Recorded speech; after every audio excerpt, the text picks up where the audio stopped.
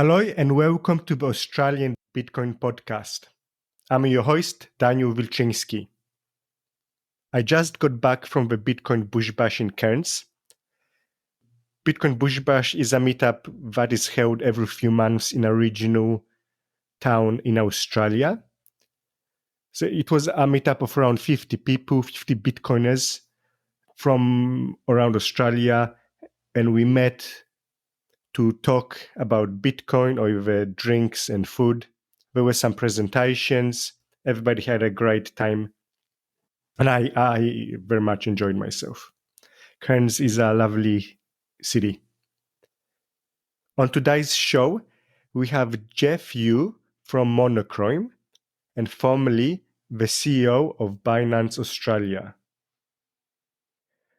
Monochrome is trying to start the first Bitcoin ETF in Australia.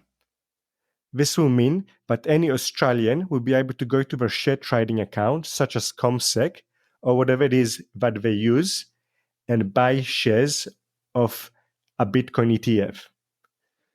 If you don't know what ETF stands for, it stands for Exchange Traded Fund. Shares in that Bitcoin ETF will represent ownership of Bitcoin that Monochrome holds in custody.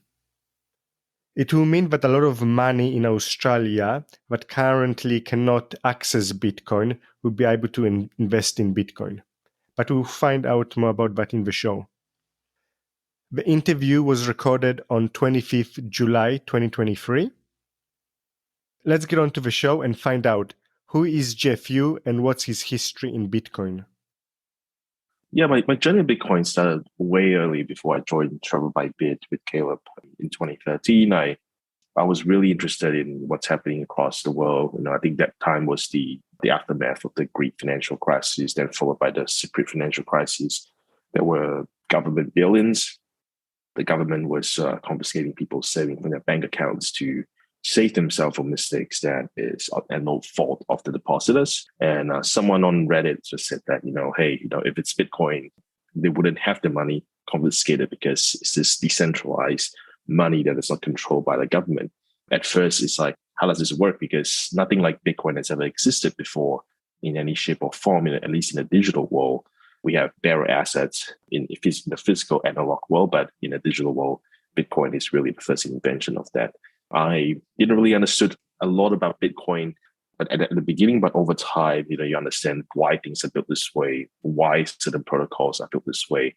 And it led me to start a payment project in Bitcoin. I wanted to build a payment point of system for accepting Bitcoin from merchants. That was like in 2016, 2017.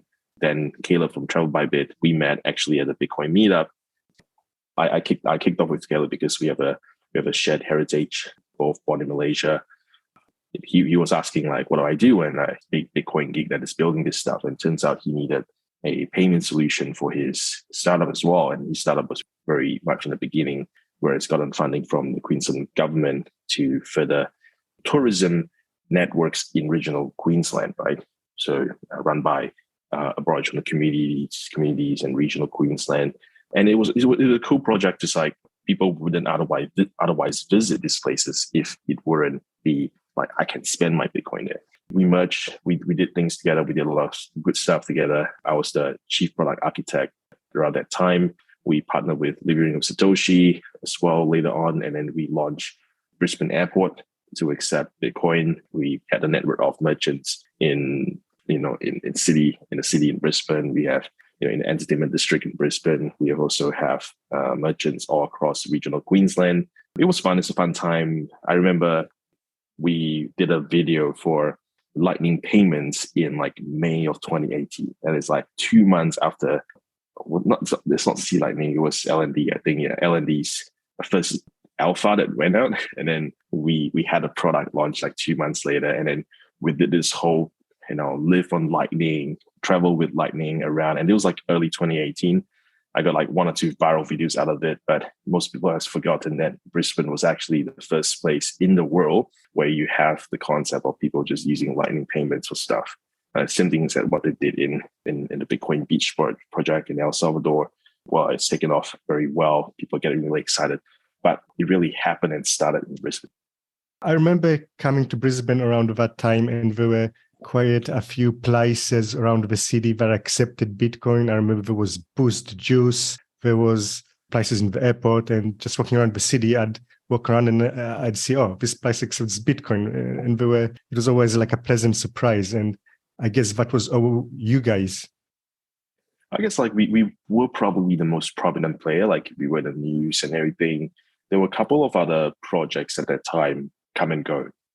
But merchant payments isn't really a good sustainable business that we realize. Effectively, it's more of a marketing tool for the business to advertise that they now accept Bitcoin and they get a new wave of customers that they wouldn't otherwise get. But it's not going to be replacing the core, the point of sale systems that they're using, where a credit card or cash. Well, back then you still had a combination of cash and credit card, but very much today, since especially after COVID, you don't even see anywhere that takes cash anymore. I try sometimes to pay with cash, and people look at me as like, "What am I doing?"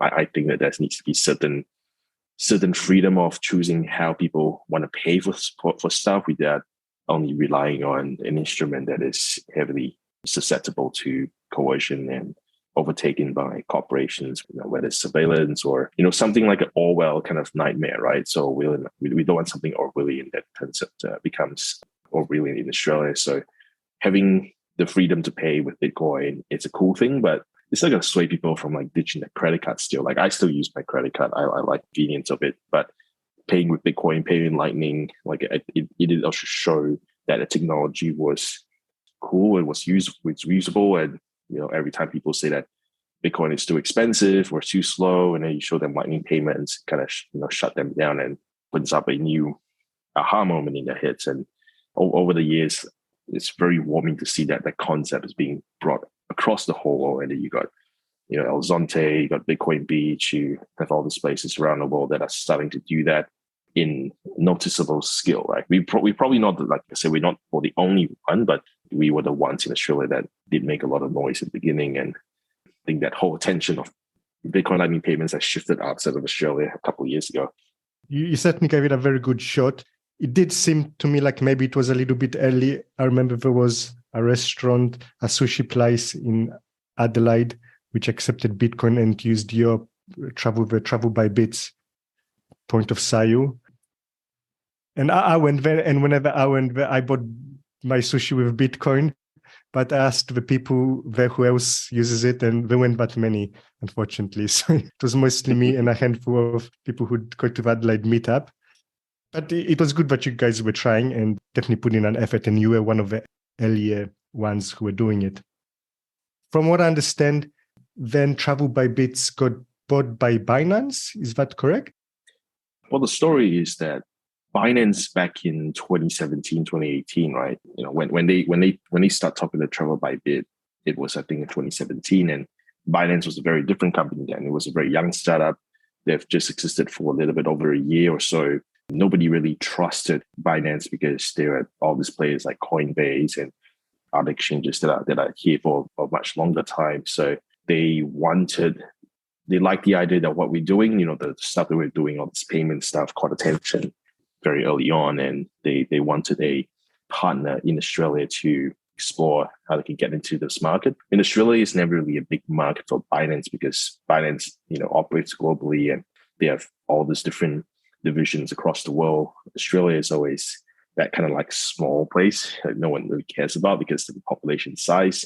But we did make the case that maybe there is a chance that we can actually build a digital currency exchange here. And that eventually led to Binance Australia. And it was an overnight success, but it was definitely a lot of work behind to get started.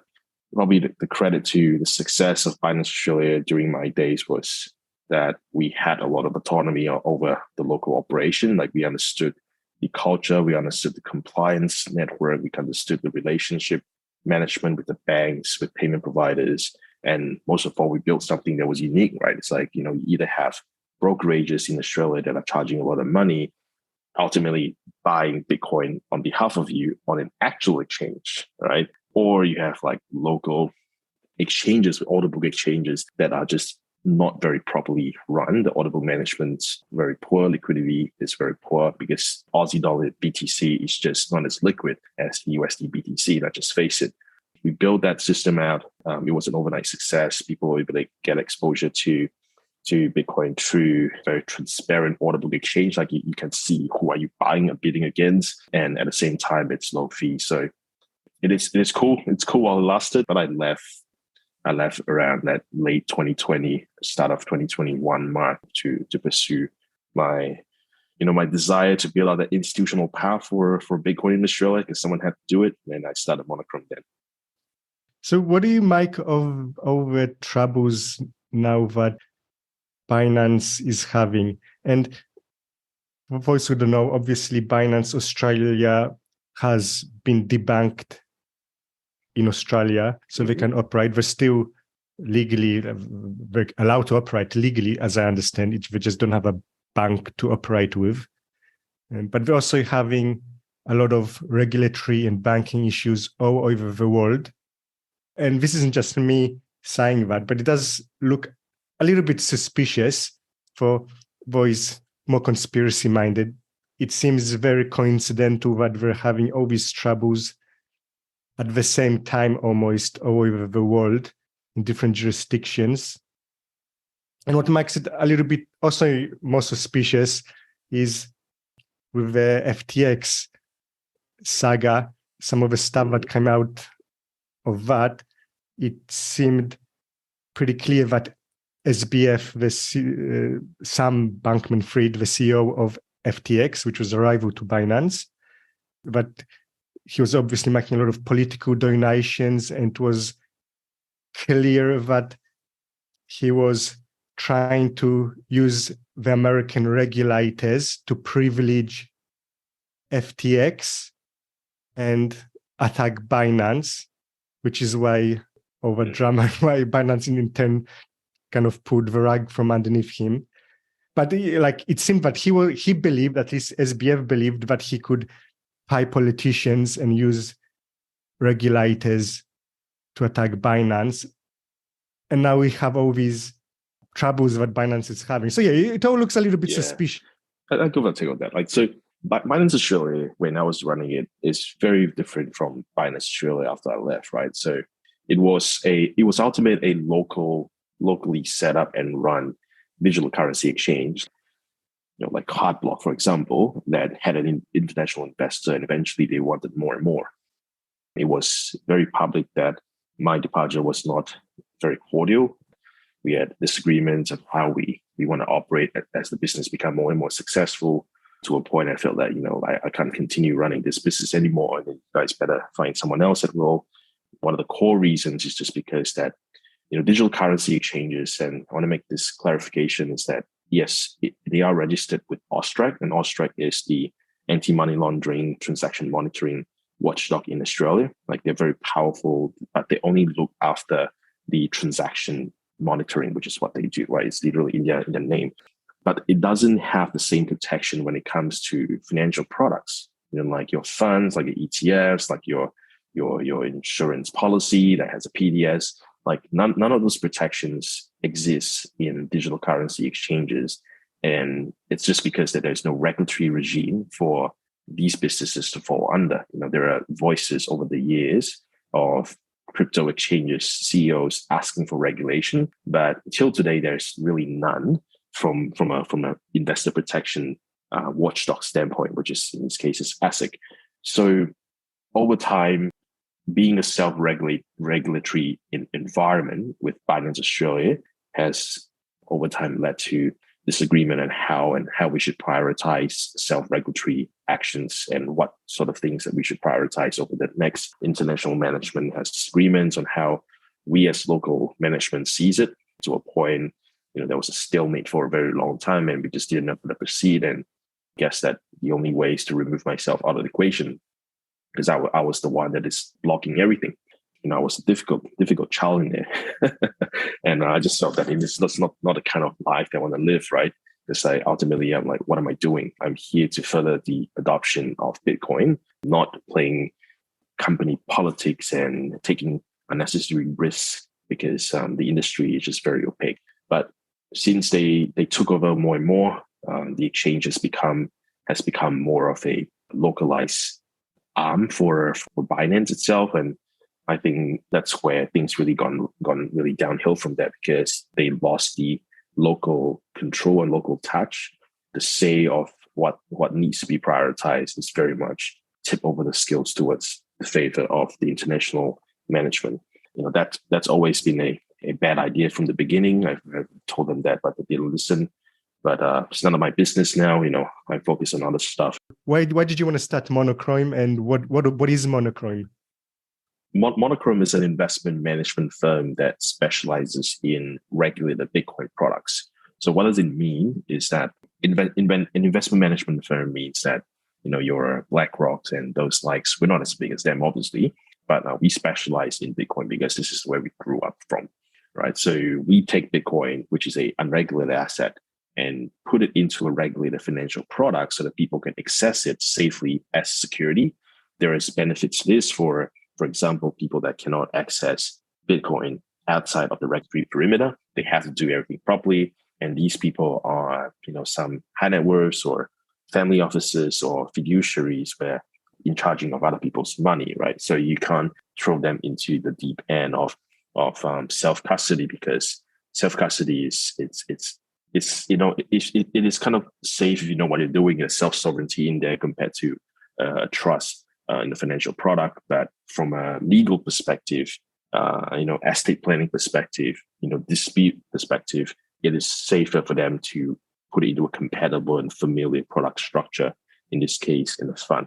So we operate the Monochrome Bitcoin Trust, and which is a retail authorized managed investment scheme registered with the ASIC that holds the Bitcoin directly, allows for in-specie withdrawal of Bitcoin on top of the option to take out cash. So I think that's the unique part of this, is that we float the valve for people to actually withdraw physical coin if they want to from a fund, unlike buy through Grayscale or something, and your money is stuck forever, and the only way for you to take money out is to sell your unit to someone else. So that's sort of the difference that we do here.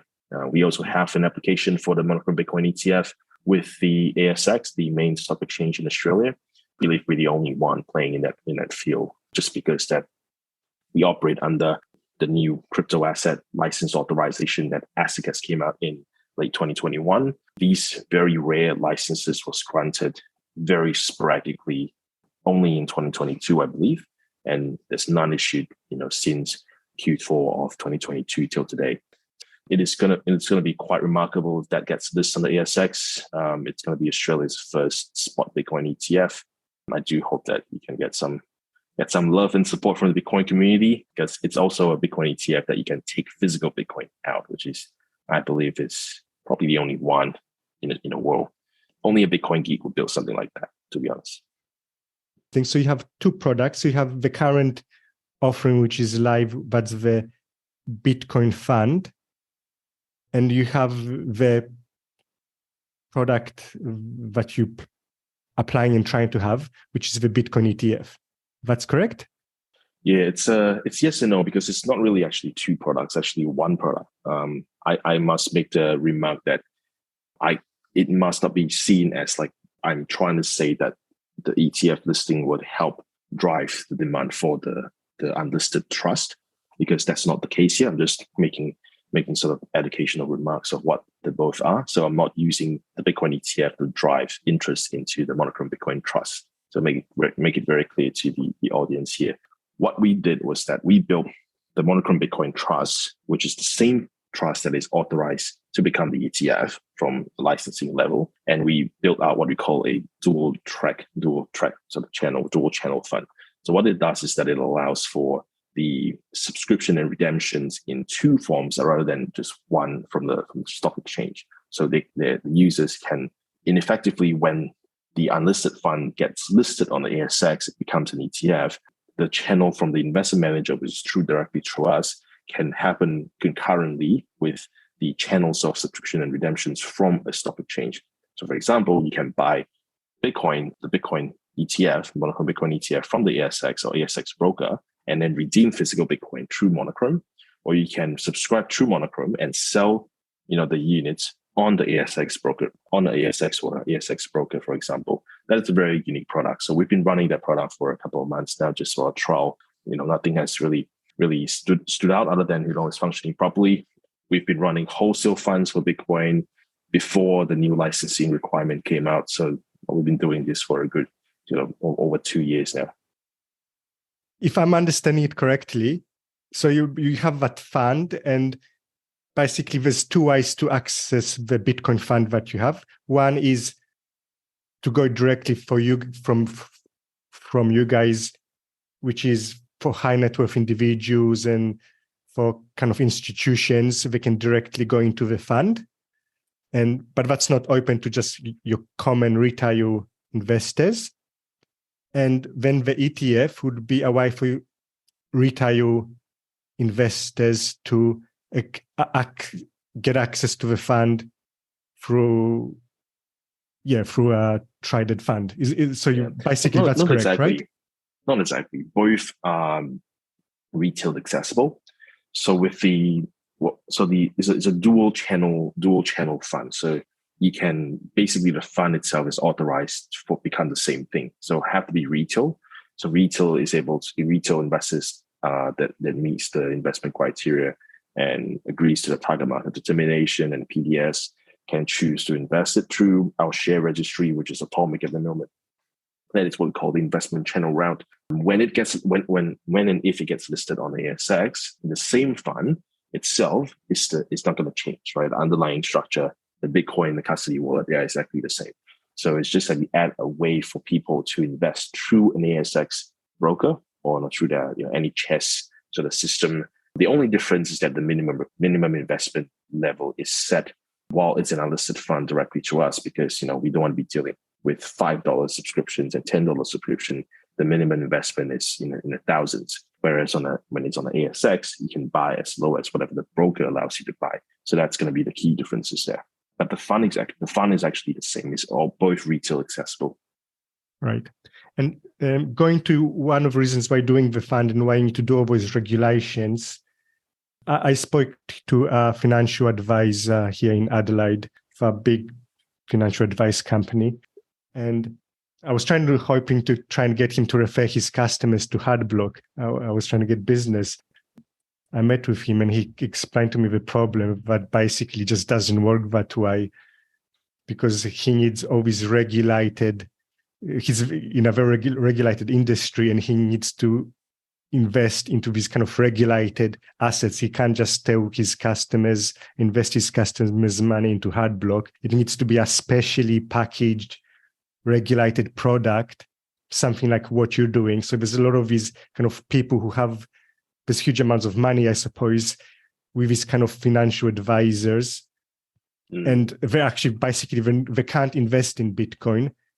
And you're creating that product which does tick all these boxes that they need to tick so they can actually invest. Yeah, that's right. I mean, like realistically, the ease of use for crypto exchanges, because they are more in the unregulated in the area, like the product that they can offer, the type of marketing they can do, they're going to be more attractive to most retail customers. So these what we call the crypto casinos, right? When there's a regulated product, it's very much rules, and security.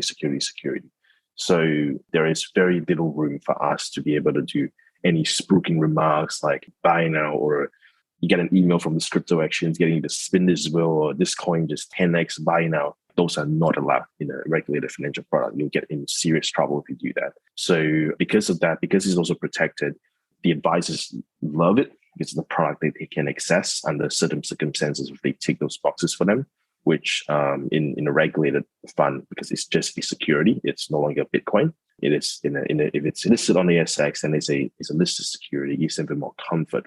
And also they know that by putting their customers' money into a proper regulated fund, they won't be bombarded by gamification and all the stuff, always trying to get people to trade and always trying to get people to sell or buy something. And this is not the traditional financial markets operate. Like that's spooking remarks and stuff like that is very, very much seen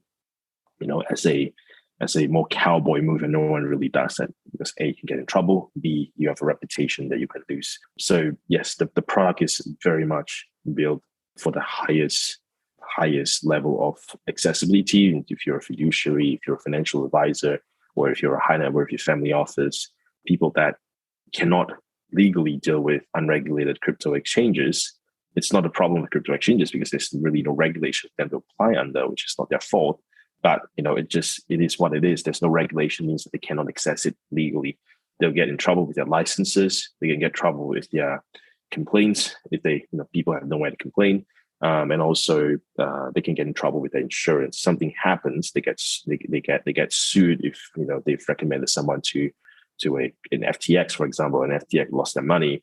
They can really get in deep trouble with ASIC and also with the insurance companies covering professional indemnity for them.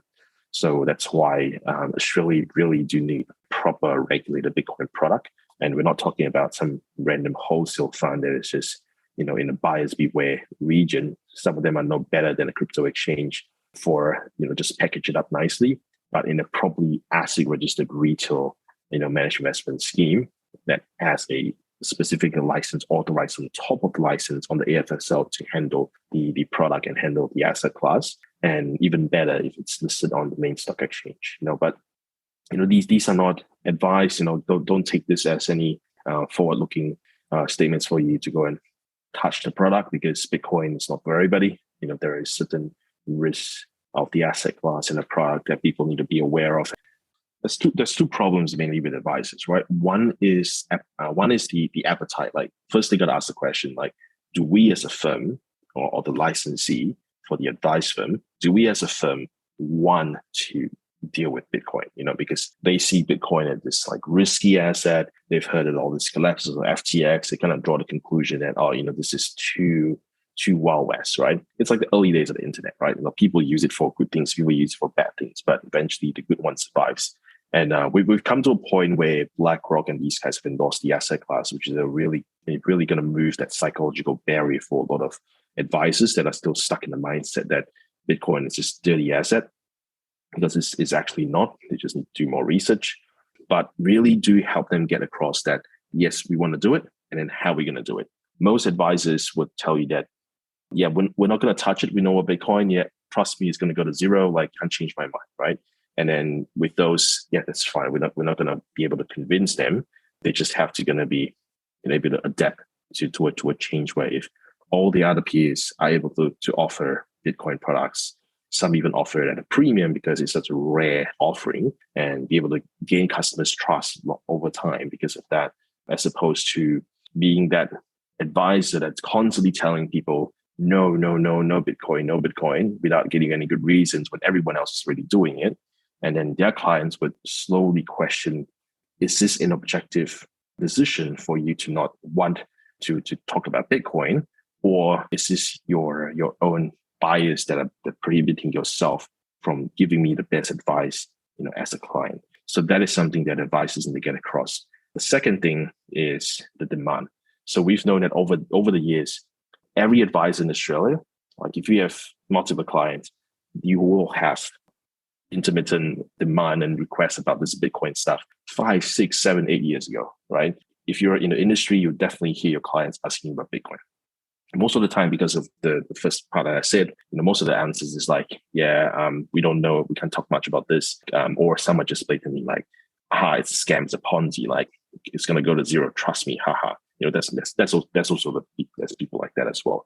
But the important thing is that for these demand to keep coming, because over the years, we've seen a lot of people that have advice relationships slowly moving that whole Bitcoin conversation away from their advisors, because they know, like, I've asked him like 5 times in the last 5 years about Bitcoin, and he's telling me and he's stonewalling me and saying that it's impossible, this is going to go to zero. And I look at like, hey, look at MicroStrategy, hey, look at BlackRock, what's happening. Like, everyone that is way more traditional, way more conservative and more mainstream than these advisors are telling me that this asset class is ready, for institutional investment. So over the years, the conversation has shifted to Bitcoin-centric advisors. There are good Bitcoin advisors in Australia. These people are helping high net worth individuals and companies even so to navigate themselves properly into the crypto space, in the Bitcoin space. And then they're no longer having that relationship, especially about Bitcoin, with their own advisors. And some advisors take that as like, nobody's asking me about this Bitcoin stuff anymore, then my job is done, Bitcoin is dead, right? I didn't care about it. But that is a wrong approach. It shows that your client no longer trusts you on effectively an entire asset class, an entire industry. Your client is no longer having that trust in their relationship to get you to talk to them about it. And the advisor should see that as a problem, not as a signal that there is no demand, right? And so this is what my message is like. If any of the listeners, you have an advice relationship, you have an advisor, you don't come directly to us. We know that you guys come directly to us and ask about Bitcoin and we can help you out. But you should first talk to your advisors. Tell them that you want this stuff properly done and how and things like that. If you don't talk to them, they would not feel that there is an urgency, there's actual real demand behind it. And it also helps internally that business case to put in resources to look into this asset class. If an advisor does an objective look through on Bitcoin, it's like, this thing is a complete sham, garbage, and whatever, then put out research explaining why it's a scam, why it's a Ponzi, and why people should not touch it.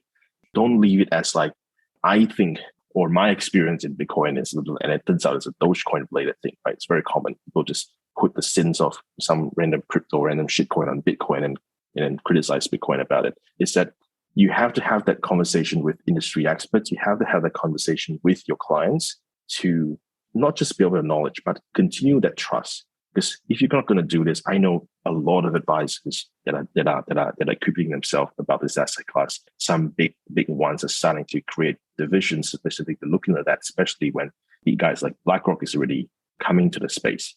And I've also seen advisors moving from licensees to a different licensee because they find that the current licensee is just too headstrong against Bitcoin, and there's no rational explanation of why they're rejecting this other than their own self-owned bias. So they're moving to someone else. They're bringing that business to someone else, a different licensee that is more friendly towards that.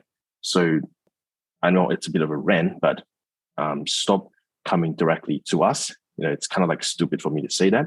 But if you want Bitcoin, obviously you can come to us, but stop coming directly to us and only to us. You have to have that relationship and that talk with your advisor. You have to keep that conversation alive with them. Get them thinking, get that urgency into them. Not otherwise, they would just think that no one wants this anymore because no one's asking me for the last 6 months. And your customers, do they tend to be high net worth individuals, or is it institutions, businesses? Yeah, there's a combination of high net worth individuals that were previously burned by the experience with crypto exchanges.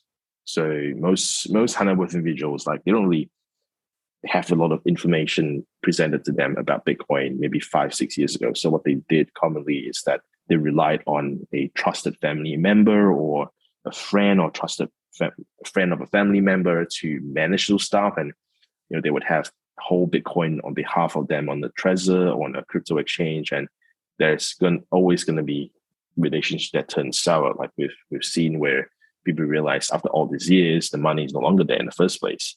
Because the way that they're to them it's like you're not going to change their life, but then they learned a very important lesson of you have to do this properly. If you really think this asset class is going to grow the way you think it is, your opportunity cost of just blatantly losing your Bitcoin because of carelessness, like, it's going to cost you a lot in the future. So you have to do it properly, and that's sort of where we step in. And also we've seen advisors themselves as well. They're using the product because they really want to understand the products so they can actually advise and eventually build into products themselves. We have people that are just retail clients that are just looking to diversify the way that they hold Bitcoin, or they were just previously they just don't trust, unregulated crypto exchange for, one reason or another. So they're looking for something that is properly regulated. Yeah, I mean, it's really, we don't push any marketing. It's really as and when people come, because we really want to build out the product that is the best and the most regulated product in the market. And we can only do that with collaborative feedback from different arrays and different types of the investors. Some of them existing investors, in the old fund. Some of them are new investors, but I think with the when the ASX listing happens, and if it happens, then that thing would dramatically change. We basically have a wide valve of new investors that will come into Bitcoin that wouldn't otherwise touch, unregulated pathways. So when you do that ETF, people will be actually able to withdraw Bitcoin from the ETF? Because it's a fund, you're not going to be able to withdraw the Bitcoin from your ASX broker, right? Or your superheroes and whatnot, because they don't have the instruments to help you do that. But because it's the same fund, you basically own the interest in the same fund. And because it's dual track, the same interest can be redeemed directly from the investment manager and investment manager, which is us, for what we call an in-specie redemption. So the Bitcoin is physically delivered. So I think in the PDS, we did mention the physical coin delivery method. It's a bit slow because it's cold storage. Bitcoin needs to be taken out and approved and things like that. There's a bit of a management admin fee to run out the whole process. It's not going to be as cheap as a crypto exchange where, because just API based and you're sending out a hot wallet, whereas this one, everything is very manual and things like that. But there's an option at least, rather than locking into a structure where you cannot get out in a more flexible fashion. So we believe that cool thing about Bitcoin is that you have the ability to self-custody. It's unlike most assets in any asset classes traditionally outside. So keeping that valve open is like selling someone's a house, but also selling them a nuclear bunker behind it together, so that they have an option to self-custody, right? If they want. Same way, I believe that most people that believe in self-custody do miss out a point that self-custody basically means that you become your weakest link. Where I've seen people that are really, really well into self-custody, and maybe a rough 6 months of their life, something happened, the girlfriend left or something happened to their family members, and then they're not in the right mental state, and then boom, lost the keys, or there's something stupid, or there's something they didn't realize after that was going to affect the security of their custody solution themselves.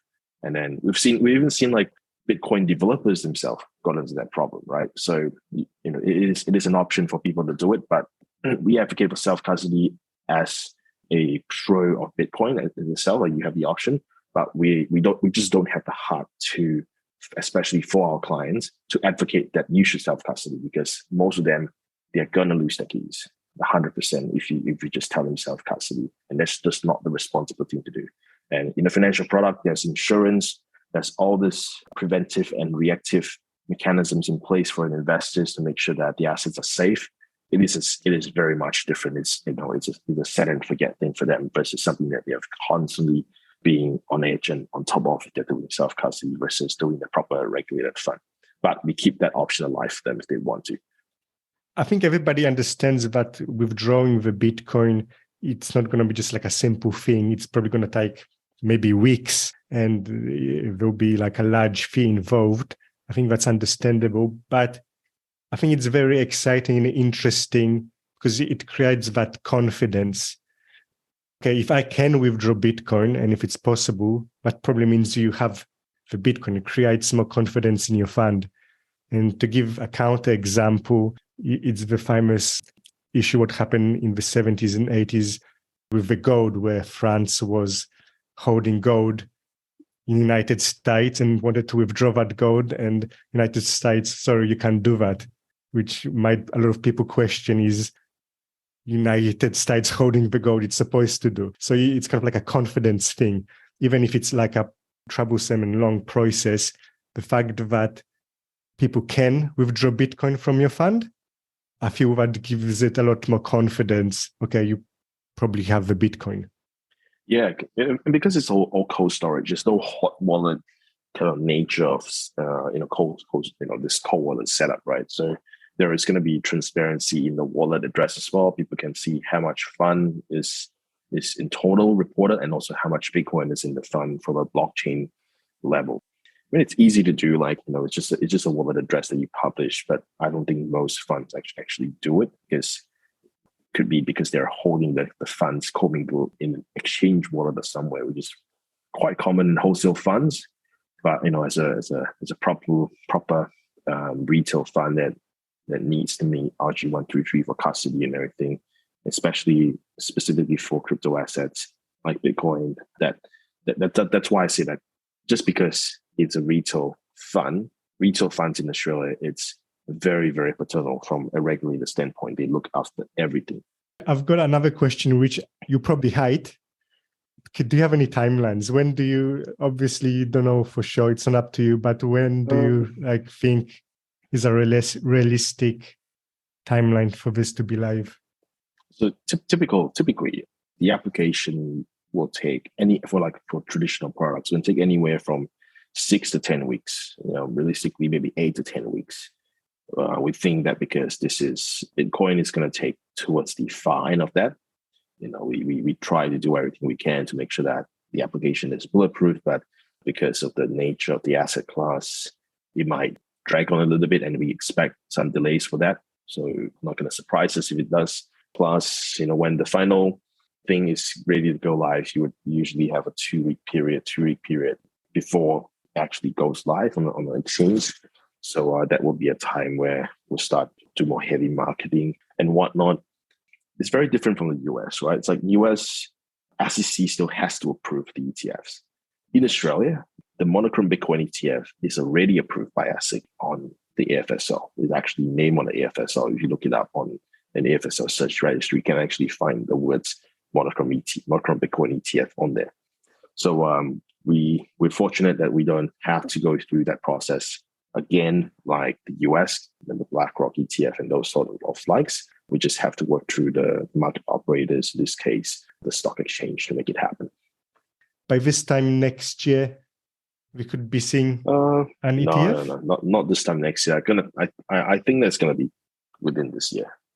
Within this year. Well, that's really exciting. Yeah, because it sounds like it's just sprung up from nowhere, but like, dude, we've been working on this for a good part of 2.5 years.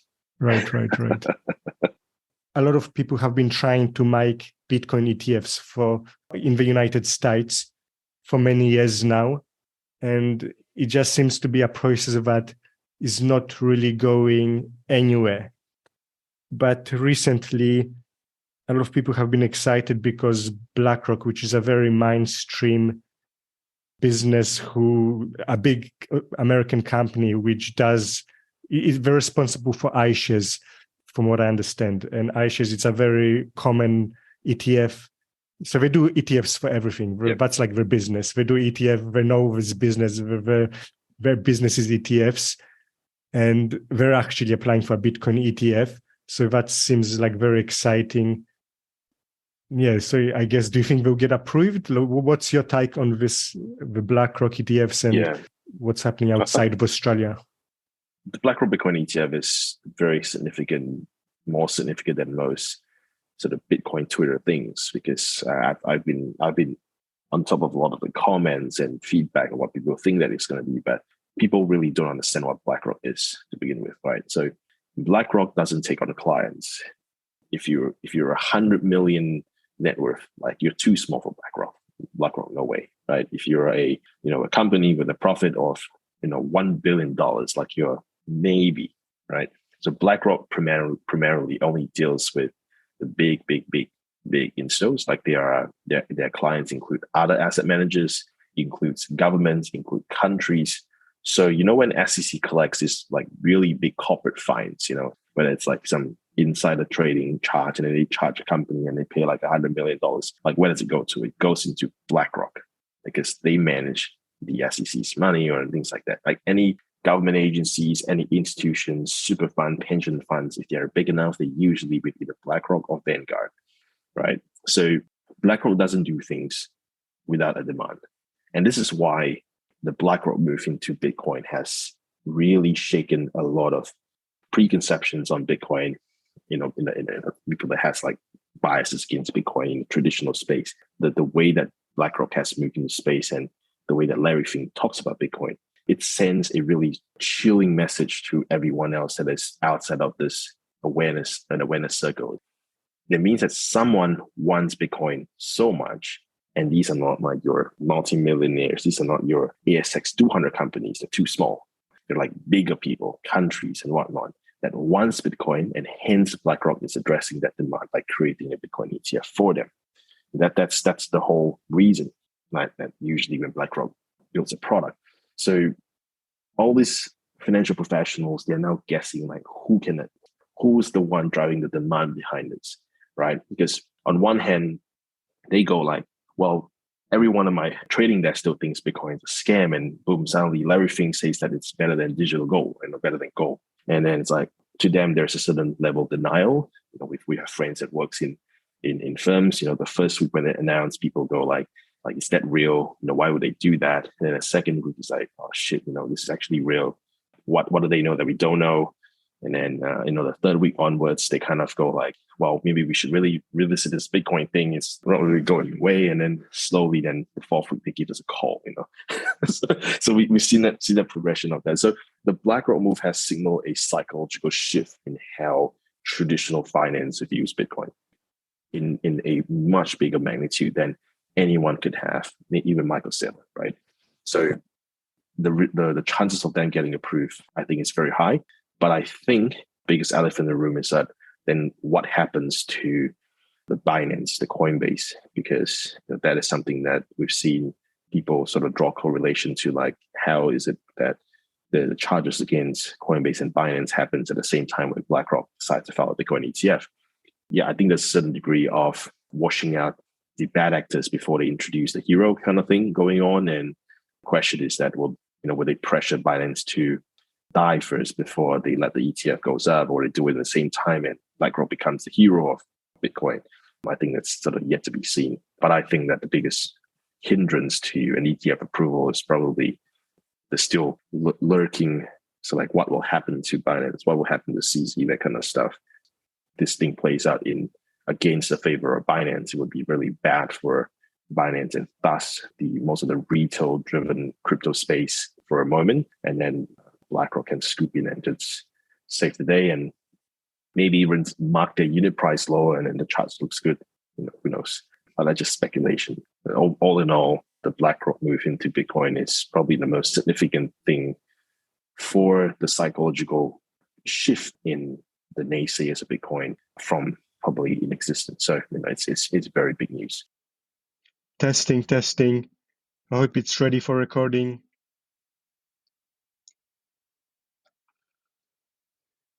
I hope you enjoyed that show and learned something from it. If you would give the show a review on your podcast player, that would greatly help us out. Happy stacking and see you next time.